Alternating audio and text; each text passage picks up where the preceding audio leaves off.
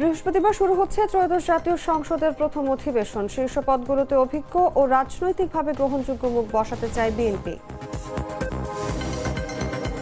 বিএনপির সংসদীয় দলের বৈঠক চলছে। ডেপুটি স্পিকার নির্বাচন নিয়ে সরকারের প্রস্তাব আপাতত নাকচ জামায়াতের।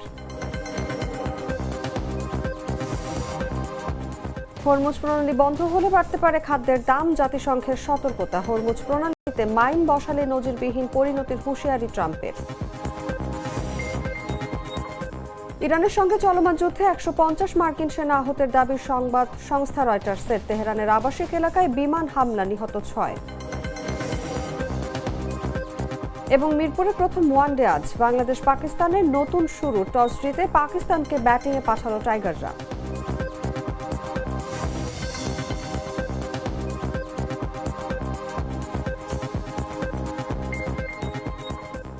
এতক্ষণ শুনছিলেন সংবাদ শিরোনাম। দর্শক, আমন্ত্রণ দুপুর ৩টার সংবাদে। সঙ্গে আছি আমি অনুভা বিশ্বাস।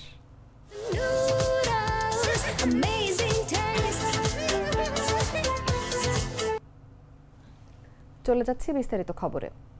রাষ্ট্রপতি মোহাম্মদ শাহাবুদ্দিন ১২ই মার্চ ত্রয়োদশ জাতীয় সংসদের প্রথম অধিবেশন আহ্বান করেছেন। এদিন বেলা ১১টায় শুরু হবে এই অধিবেশনের কার্যক্রম। সংসদের প্রথম বৈঠকের শুরুতে সভাপতিত্ব কে করবেন তা নিয়ে আলোচনা তৈরি হয়েছে। জাতীয় সংসদের কার্যপ্রণালী বিধি অনুযায়ী রাষ্ট্রপতি নির্বাচিত প্রতিনিধি হিসেবে কোন সংসদ সদস্যকে এই দায়িত্ব দেওয়া যায়, এক্ষেত্রে বিএনপির জ্যেষ্ঠ নেতা খন্দকার মোশাররফ হোসেনের নাম আলোচনায় রয়েছে।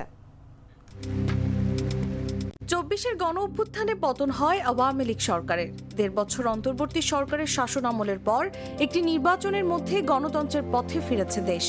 ত্রয়োদশ জাতীয় সংসদ নির্বাচনে ২/৩ সংখ্যাগরিষ্ঠতা নিয়ে সরকার গঠন করেছে বিএনপি। সংবিধান অনুযায়ী কোনো সাধারণ নির্বাচনের ফলাফল ঘোষিত হওয়ার ৩০ দিনের মধ্যে সংসদের বৈঠক আহ্বান করতে হয়।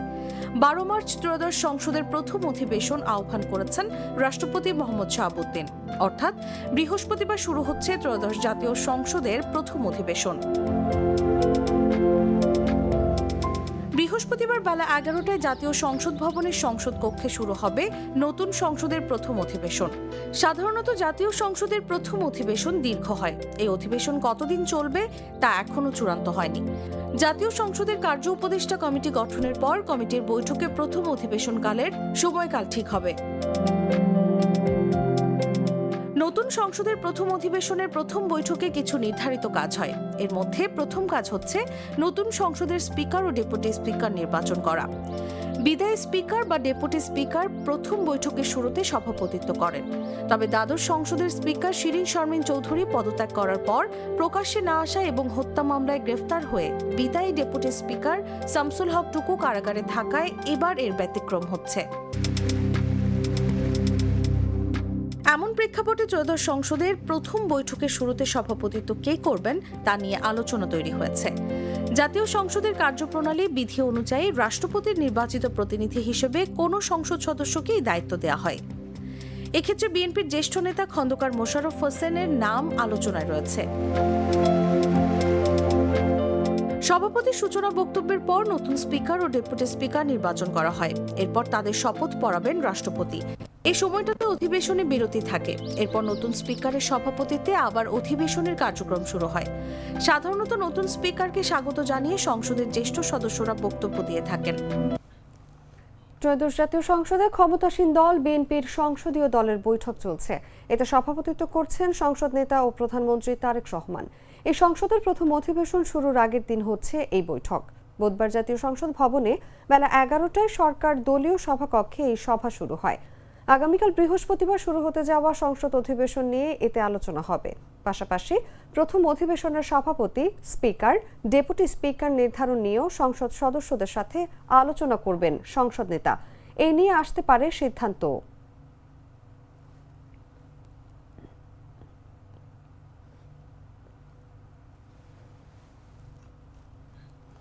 জাতীয় সংসদে জুলাই সনদ নিয়ে আলোচনার পর ডেপুটি স্পিকারের বিষয়ে জামায়াত নিজেদের সিদ্ধান্ত জানাবে বলে জানিয়েছেন দলটির সেক্রেটারি জেনারেল মিয়া গোলাম পরোয়ার।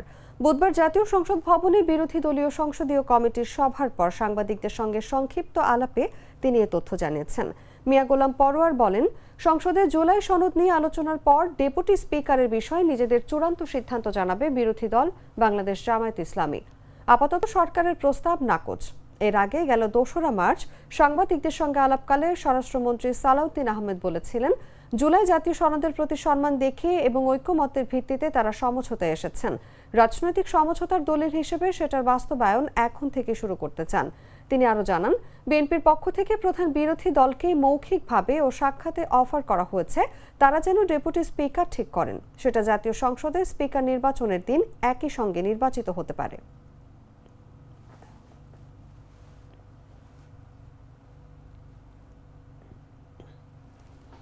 রাজধানীর অন্যতম বিনোদন কেন্দ্র হাতিরঝিল একসময় নগরবাসীর স্বস্তির ঠিকানা হিসেবে পরিচিত ছিল। পানি আর সবুজের মেলবন্ধনে গড়ে ওঠা এই জলাশয়ে প্রতিদিনই ভিড় করেন অসংখ্য মানুষ। তবে সময়ের সঙ্গে সঙ্গে বাড়ছে দূষণের মাত্রা, পানিতে ভাসছে বর্জ্য ও মৃত মাছ, ছড়াচ্ছে তীব্র দুর্গন্ধ। ফলে স্বস্তির সেই জায়গায় এখন ধীরে ধীরে পরিণত হচ্ছে পরিবেশ ও জনস্বাস্থ্যের জন্য বড় হুমকিতে। বিস্তারিত ফারহান আহমেদ কাউসারের রিপোর্টে। পানি খুবই নোংরা, পিছিয়ে একটা দুর্গন্ধ আসে, যার জন্য আমরা এখানে বেশিক্ষণ থাকতে পারতেছি না। আমরা এখানে আসলেও নাক চেপে হাঁটাচলা আমাদের করতে হয়।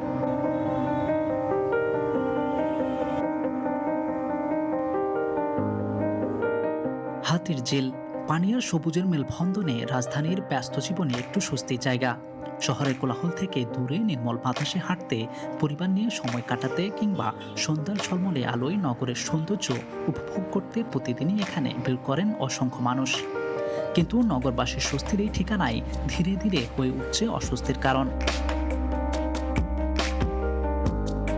এই জলাশয়ের পানিতে দিন দিন বাড়ছে দূষণের মাত্রা। জেলে ভাসমান মৃত মাছ, পানির উপরের বর্জ্যের পুরো স্তর সবকিছু স্পষ্ট জানান দেয় জলাশয়টির ক্রমাবনতির চিত্র। একসময়ে নগরবাসীর স্বস্তির ঠিকানা এখন দূষণের দাপটে হয়ে উঠেছে ক্রমেই অসহনীয়।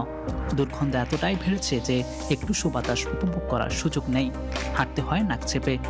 এখন বেশিরভাগ সময় আসি না আসার কারণটা হচ্ছে এখানকার লেকের পানিগুলো খুবই দূষিত পানি, মানে নোংরা।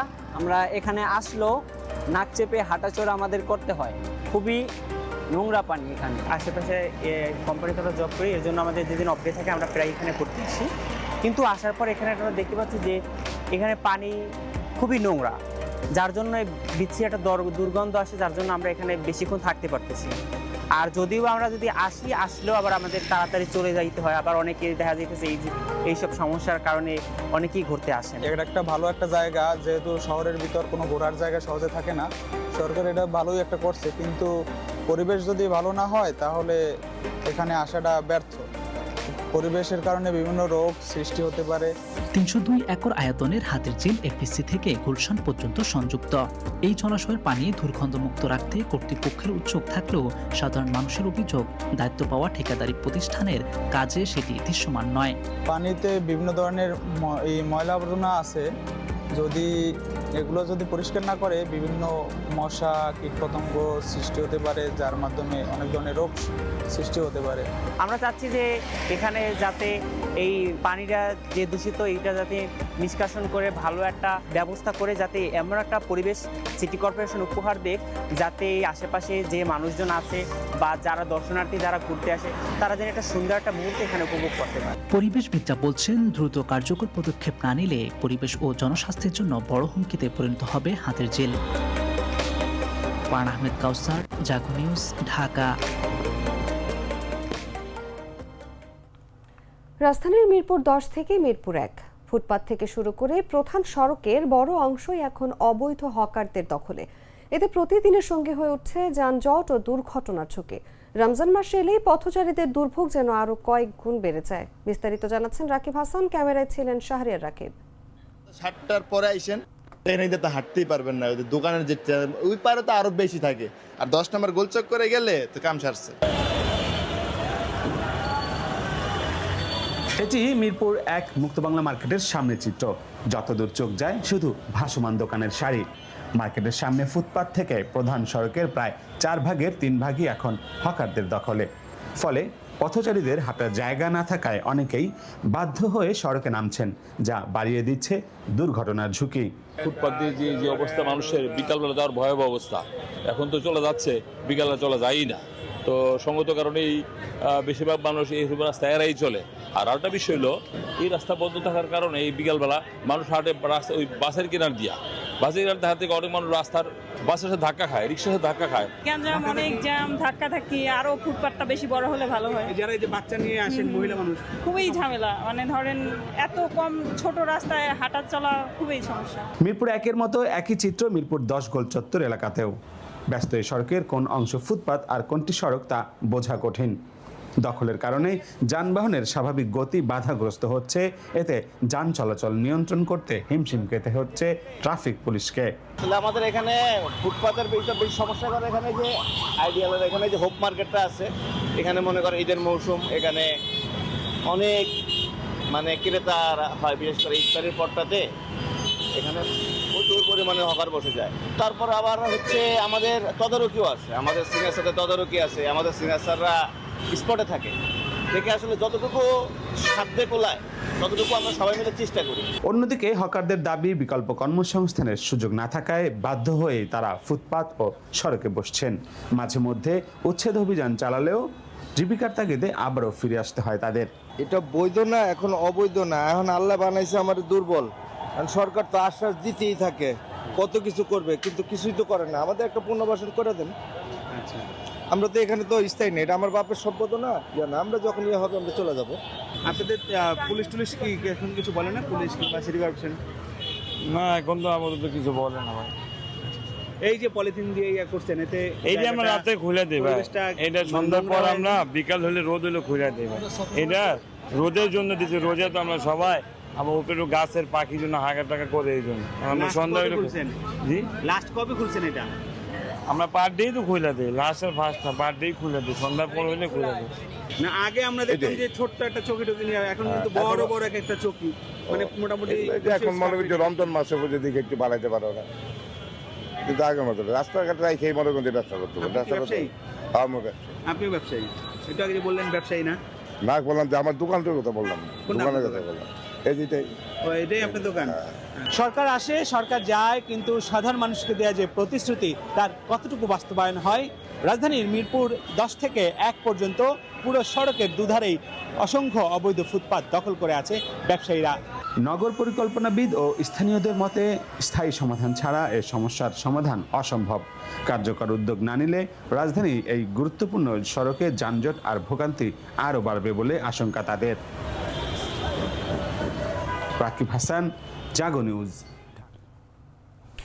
বড় মৌসুমে সেচের গুরুত্বপূর্ণ সময়ে ডিজেল সংকটে দুশ্চিন্তায় পড়েছেন নড়াইলের প্রান্তিক কৃষকেরা। স্থানীয় বাজারে চাহিদা মতো ডিজেল না পাওয়ায় সময় মতো জমিতে পানি দিতে পারছেন না অনেকেই। এতে উৎপাদন ব্যয় বাড়ার পাশাপাশি ফসলের ক্ষতির আশঙ্কা করছেন কৃষকেরা। নড়াইল প্রতিনিধি হাফিজুল নীলের পাঠানো তথ্যচিত্রে বিস্তারিত জাগো ডেস্ক রিপোর্টে। নড়াইল সদর উপজেলার গোবরা গ্রামের সাব্বির হোসেন এবার 3 একর জমিতে বোরো ধানের আবাদ করেছেন। জমিতে সেচ দিতে তিনি ডিজেল চালিত শ্যালো মেশিন ব্যবহার করেন। অন্যান্য বছরের তুলনায় ধানের চারা ভালো হলেও সময় মতো পানি দিতে না পারায় দুশ্চিন্তায় রয়েছেন তিনি। এখানে 300% জমি আছে, ধানও খুব সুন্দর হয়েছে আলহামদুলিল্লাহ। ডিজেলের অভাবে আছে ধানগুলো যে কেমন ফ্যাকাশ হয়ে যাচ্ছে, পানির সমস্যা দেখা দিচ্ছে। 2 দিন বাজারে গেছিলাম, লোকাল দোকান, ওরা তেল দিতে পারে নাই। এখন ডিজেলের জন্য আছে, আমরা খুব দুশ্চিন্তায় আছি। শুধু গোবরা এলাকার সাব্বির নন, তার মতো জেলার বিভিন্ন এলাকার কৃষকেরা একই সমস্যায় পড়েছেন। স্থানীয় বাজারে প্রতি লিটার ডিজেল 105 টাকায় পাওয়া যেত, এখন তা 110 থেকে 115 টাকায় বিক্রি হচ্ছে। কোথাও কোথাও এর চেয়ে বেশি দামও নেওয়া হচ্ছে। সারা বছর ব্লক করেছি, এখন যদি ব্লকের দান মাছ যায় তাহলে তো আমাকে খাওয়ার কিছু নেই সারা বছর। আমি 5 বিঘা জমিতে ধান চাষ করছি, এখন তো মনে করেন চৈত্র মাস, এখন যদি ডিজেলের দাম এভাবে বেশি থাকে তাহলে তো আমার প্রতি একদিন পর একদিন তেল দেওয়া লাগে, ডিজেল দেওয়া লাগে। এখন মেশিন চালাতে গেলে ডিজেলের দাম যদি বেশি হয়, এটা আমাদের খুব দুর্যোগ হচ্ছে। তেল তো বাজারে পাওয়া যাচ্ছে না। বাজারে যে তেল আমরা পাচ্ছি, দিন গেলে দেখা গেল যে 2 দিন 3 দিন ঘোরার পরে 1 লিটার বা 2 লিটার তেল আমাদের দে, সেই দাম ছিল 105 টাকা, এখন দাম 110 থেকে 15 টাকা। তারপরও তেল পাচ্ছি না, কবে তেল আসলে দেবো। আমাকে যদি বাঁচাতে হয় তাহলে এইভাবে বাঁচাতে হবে যে 1 লিটার 2 লিটার এনতে কিনতে একটু কম দামে কিনতে পারি, যাতে বাঁচতে পারি। আমরা সমিতির থেকে টাকা পয়সা নিয়ে আসছে, এই ক্ষেত কামার করেছি, এখন যে এই কষ্ট করে কিস্তিও দিতে হচ্ছে, লাস্টে যাই যাচ্ছে এই ধান পান যদি না হয় তাহলে আমরা কি খাই বাঁচবো, আর এই কিস্তি কিভাবে শুধাবো বলেন। কেউ বেশি দামে ডিজেল বিক্রি করলে উপজেলা প্রশাসনের সহযোগিতায় মোবাইল কোর্ট পরিচালনা করে জরিমানা করা হচ্ছে। সেই সাথে কৃষকদের আতঙ্কিত না হওয়ার আশ্বাস এই কর্মকর্তার। লোহাগড়া উপজেলা কৃষি অফিসার সহ উপসহকারীরা প্রত্যেক ডিজেলের দোকান পরিদর্শন করছে। কালকেও আমাদের কালিয়া উপজেলায় পরিদর্শন করছে এবং সেখানে যারা বেশি দামে বিক্রি করতেছে উপজেলা প্রশাসনকে নিয়ে সেখানে মোবাইল কোর্টও পরিচালনা করছে। যদি ডিজেলের সংকট দ্রুত সমাধান না হয় তাহলে বড় মৌসুমে সেচ দিতে ব্যর্থতার কারণে তাদের ফসলের উৎপাদন কমে যাওয়ার আশঙ্কা করছেন জেলার কৃষকেরা। নিউজ ডেস্ক, জাগো নিউজ।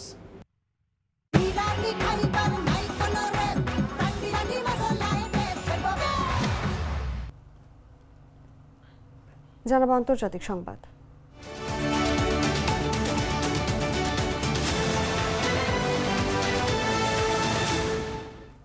মধ্যপ্রাচ্যের গুরুত্বপূর্ণ জলপথ হরমুজ প্রণালী বন্ধ হয়ে গেলে বিশ্বজুড়ে খাদ্যের দাম ও জীবনযাত্রার ব্যয় আরও বেড়ে যেতে পারে বলে সতর্ক করেছে জাতিসংঘের বাণিজ্য ও উন্নয়ন বিষয়ক সংস্থা UNCTAD। সংস্থাটি বলছে এমন পরিস্থিতিতে সবচেয়ে বেশি প্রভাব পড়তে পারে এশিয়ার দেশগুলোতে, কারণ এই প্রণালী দিয়ে পরিবাহিত পণ্যের বড় অংশই এই অঞ্চলে যায়। বিস্তারিত জাগো ডেস্ক রিপোর্টে। হরমুজ প্রণালী বন্ধ হয়ে গেলে বিশ্বজুড়ে খাদ্যের দাম ও জীবনযাত্রার ব্যয় আরও বেড়ে যেতে পারে এবং এর সবচেয়ে বেশি প্রভাব এশিয়া মহাদেশে পড়বে বলে শঙ্কা প্রকাশ করেছে জাতিসংঘের বাণিজ্য ও উন্নয়ন বিষয়ক সংস্থা UNCTAD।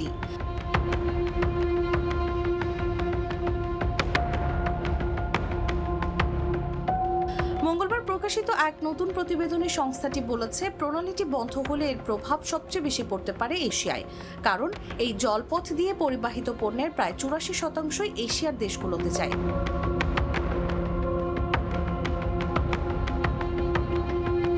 প্রতিবেদনে UNCTAD বলেছে জ্বালানি, সার ও পরিবহন ব্যয় বেড়ে গেলে তার সরাসরি প্রভাব খাদ্যের দামের উপর পড়তে পারে। এতে বিশেষ করে সবচেয়ে ঝুঁকিপূর্ণ জনগোষ্ঠীর উপর জীবনযাত্রার ব্যয়ের চাপ আরও বাড়তে পারে।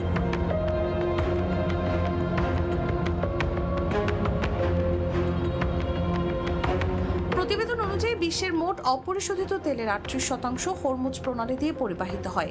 পাশাপাশি বিশ্বের 29% তরলীকৃত পেট্রোলিয়াম গ্যাস ও 19% তরলীকৃত প্রাকৃতিক গ্যাস এই জলপথ দিয়েই যায়। UNCTAD-র বিশ্লেষণে আরও দেখা গেছে বিশ্বের জাহাজে করে পরিবহন করা মোট সারের প্রায় 1/3 হরমুজ প্রণালী দিয়ে পরিবাহিত হয়।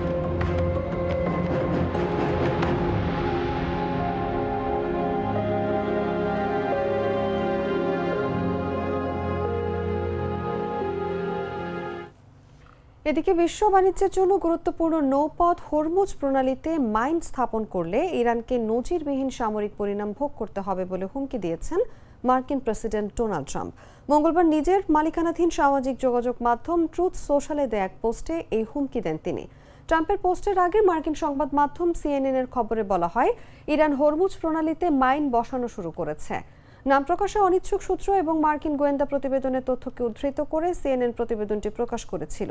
এর আগে হরমুজ প্রণালীর কাছে ইরানের 16টি মাইন স্থাপনকারী নৌযান ধ্বংস করার দাবি করে যুক্তরাষ্ট্র।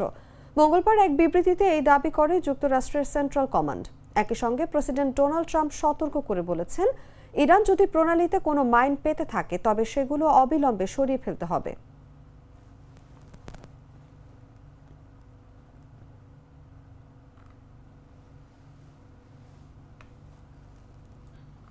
ইরানের সঙ্গে চলমান যুদ্ধে এখন পর্যন্ত প্রায় 150 জন মার্কিন সেনা আহত হয়েছেন বলে দাবি করেছে ব্রিটিশ সংবাদ সংস্থা রয়টার্স। বুধবার সংবাদ সংস্থাটির একটি এক্সক্লুসিভ প্রতিবেদনে বলা হয় এখন পর্যন্ত যুদ্ধে 8 মার্কিন সেনা নিহত হয়েছেন।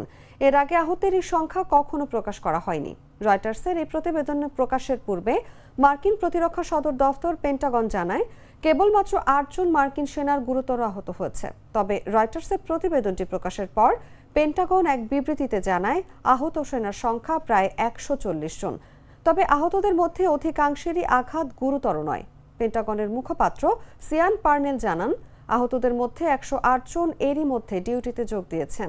তিনি আরও বলেন গুরুতর আহত 8 জনকে সর্বোচ্চ চিকিৎসা দেওয়া হচ্ছে।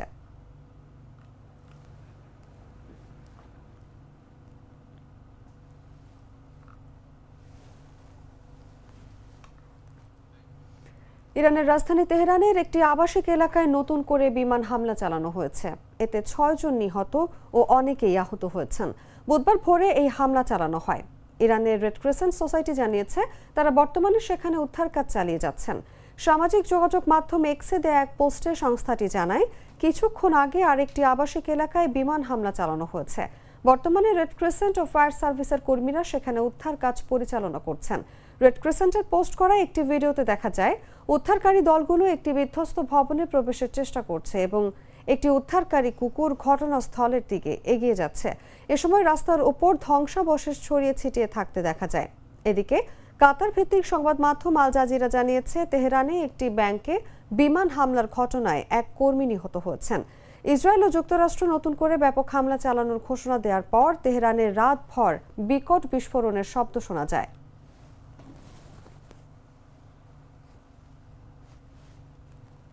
গ্লিটারের টুইন লেমন ও অ্যান্টিব্যাকটেরিয়াল ফর্মুলা বাসনকে চকচকে জীবাণুমুক্ত করে আমাদের দেয় গ্লিটার গ্যারান্টি। সংবাদ শেষ করব খেলার খবর জানিয়ে।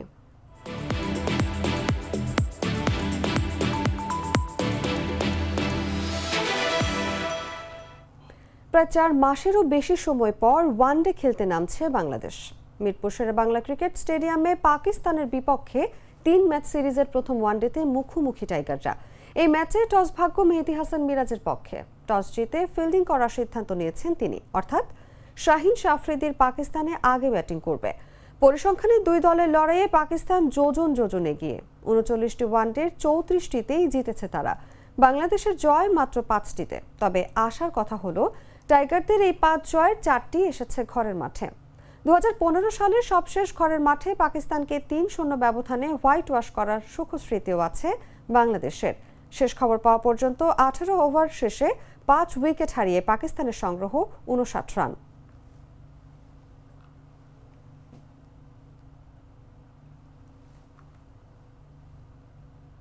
সংবাদ শেষ করার আগে শিরোনামগুলো জানিয়ে দিচ্ছি আরো একবার।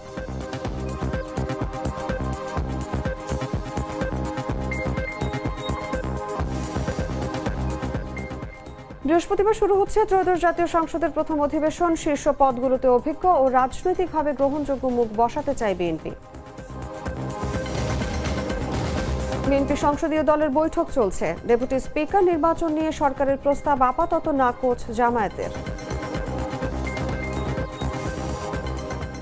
হরমুজ প্রণালী বন্ধ হলে বাড়তে পারে খাদ্যের দাম, জাতিসংঘের সতর্কতা। হরমুজ প্রণালীতে মাইন বসালে নজিরবিহীন পরিণতির হুঁশিয়ারি ট্রাম্পের। ইরানের সঙ্গে চলমান যুদ্ধে 150 মার্কিন সেনা আহতের দাবি সংবাদ সংস্থা রয়টার্সের। তেহরানের আবাসিক এলাকায় বিমান হামলা, নিহত 6। এবং মিরপুরে প্রথম ওয়ানডে আজ। বাংলাদেশ পাকিস্তানের নতুন শুরু। টস জিতে পাকিস্তানকে ব্যাটিংয়ে পাঠালো টাইগাররা।